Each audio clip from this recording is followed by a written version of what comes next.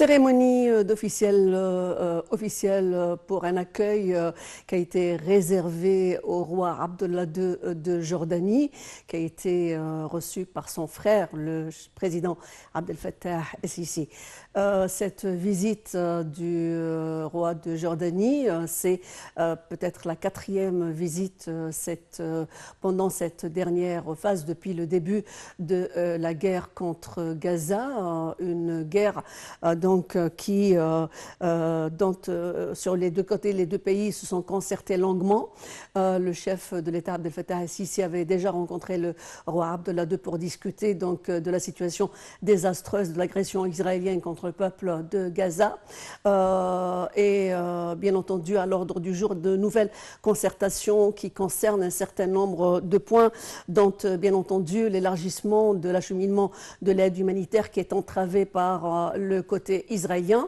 Également, il y a cette question de l'importance d'arrêter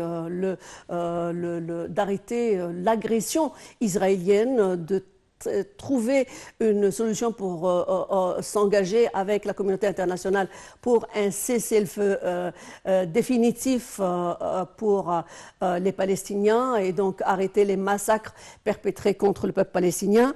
Bien sûr, le futur de Gaza est aussi une question qui intéresse l'Égypte et la Jordanie conjointement avec, bien entendu, les pays du Moyen-Orient. Et je dois rappeler que les relations bilatérales qui existent entre l'Égypte et la Jordanie sont au menu des discussions, bien entendu. Elles sont cordiales sur le plan économique, politique, social et diplomatique, et elles connaissent donc un très grand spectre d'échanges entre les deux pays. Et je vous rappelle que donc cette concertation va concerner peut-être aussi la situation actuelle de Gaza, une situation qui est intolérable, sur laquelle s'est prononcé le chef de l'État Abdel Fattah el-Sisi en disant qu'on n'acceptera jamais que le peuple palestinien va être destitué de ses terres et va être voué au statut de réfugié. Pas question de perdre leurs terres, pas question de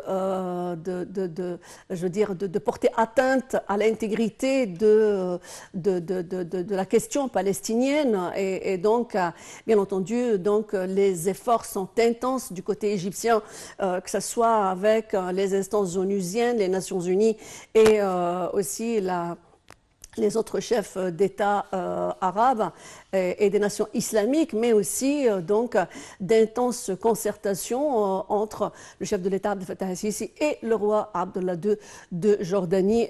Et bien entendu, à l'ordre du jour, c'est où l'Égypte converge avec le roi, avec la Jordanie, c'est de stopper immédiatement les agressions commises contre le peuple palestinien.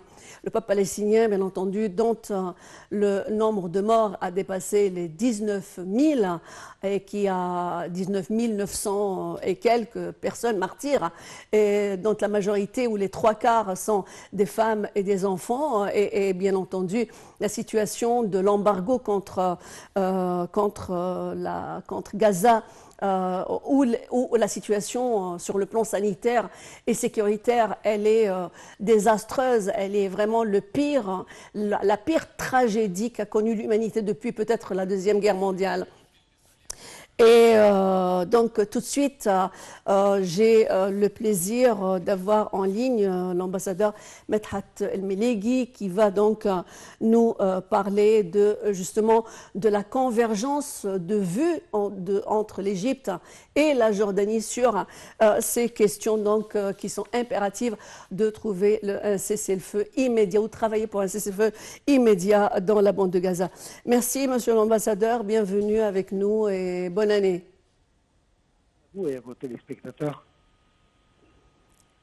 Oui, je vous entends un petit peu mal. Est-ce que vous pouvez élever le son, s'il vous plaît? Quelle est chez lui. l'importance de cette visite du roi Abdallah II de Jordanie en ce moment critique pour la bande de Gaza et le futur de l'État palestinien et de la question de la cause palestinienne? Donc, comme vous l'avez vu récemment, il y a eu une proposition égyptienne. Les lignes, les larges lignes sont déjà diffusées, mais on ne sait pas exactement les détails. Mais on parle de 3 phases, dont la première, c'est un cessez-le-feu avec échange d'otages des deux côtés, suivi par une coalition, un gouvernement entre l'autorité palestinienne d'un côté et Hamas de l'autre côté. Soyons directs que la situation ne peut pas durer telle qu'elle était avant le 7 octobre. Et en plus, il y aura aussi des pourparlers pour un cessez-le-feu complet avec une restauration et un retrait des forces israéliennes de la bande de Gaza. Alors, dans ces circonstances assez délicates, je trouve que le roi Abdallah, qui est un partenaire stratégique, étant donné que de l'autre côté, de la part de la Cisjordanie, lui, il observe de très près la situation. Alors, il est concerné de voir comment est-ce que cette offre ou bien cette proposition égyptienne peut être exécutée. Et c'est de là que vient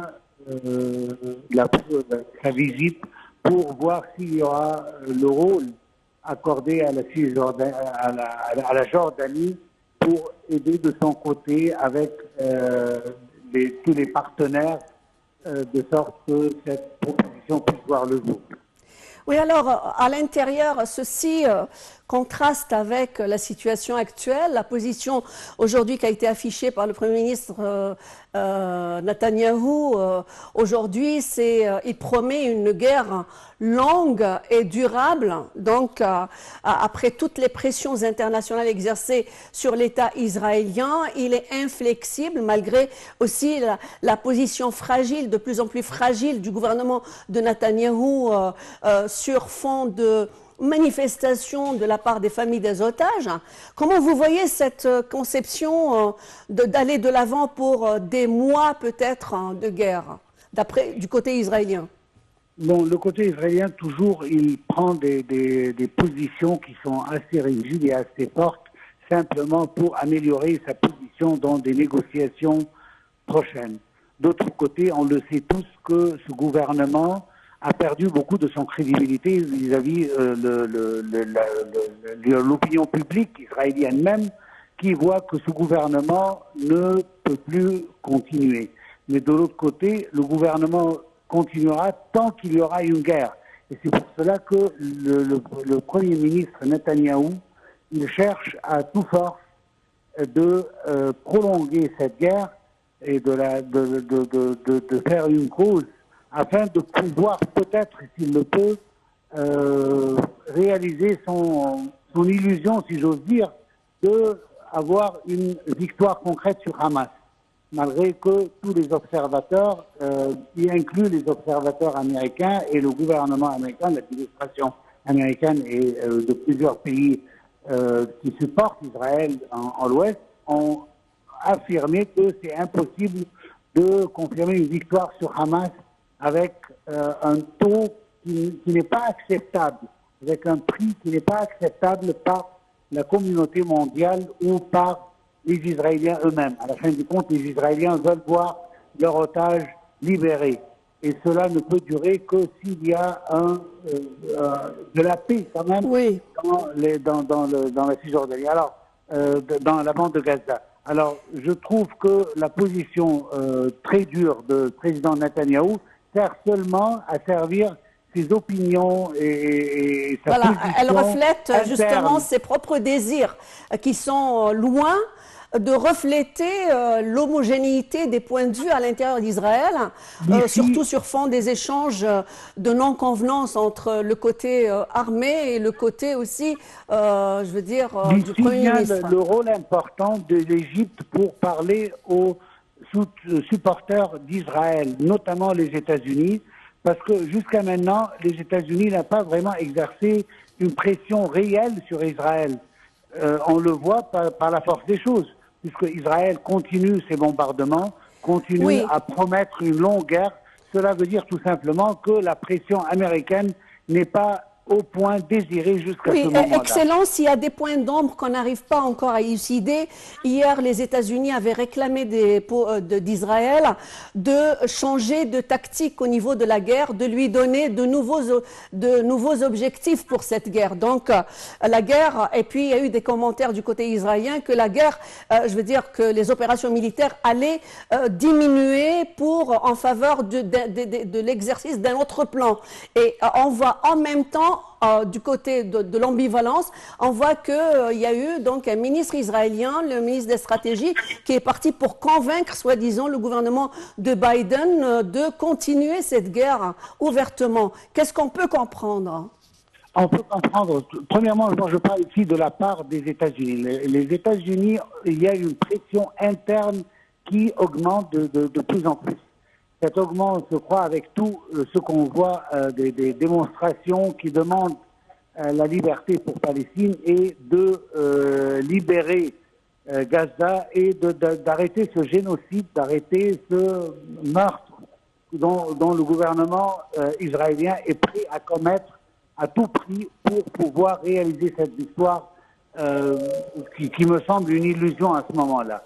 Mais en même temps, le problème avec les États-Unis, c'est que on peut croire seulement aux faits qu'exercent les États-Unis et pas les mots parlés par, que ce soit le président Biden ou les responsables de l'administration américaine. Ce qu'on entend d'un côté est différent du support diplomatique. Oui, monsieur l'ambassadeur, avant de vous quitter, que signifie le refus du gouvernement de Biden de donner des Apaches aux Israéliens? Qu'est-ce que cela signifie? Cela signifie tout simplement, encore une fois, des mots. Je ne croirai que quand je vais voir une vraie pression sur Israël pour accepter que ce soit le plan égyptien, que j'espère que ce sera accepté parce que c'est le meilleur plan jusqu'à maintenant, ou un autre plan peut-être même par les Américains eux-mêmes pour arrêter cette guerre d'un côté et reprendre les négociations pour libérer les otages. C'est le plus important maintenant. La victoire ne sera pas faite avec un gouvernement israélien pareil à celui qu'on voit maintenant. Donc peut-être il est appelé à, je veux dire, à être révolu de l'intérieur d'Israël. Merci bien, le temps nous manque. Merci Votre Excellence, l'ambassadeur Medhat El-Meleghi, d'avoir participé à ce programme. Merci infiniment. Bonne année à vous et à tous les spectateurs. Merci à vous, mesdames et messieurs, d'avoir été si nombreux à nous suivre sur ce Midi Équerre. Et bien sûr, la couverture est continue sur la TV internationale.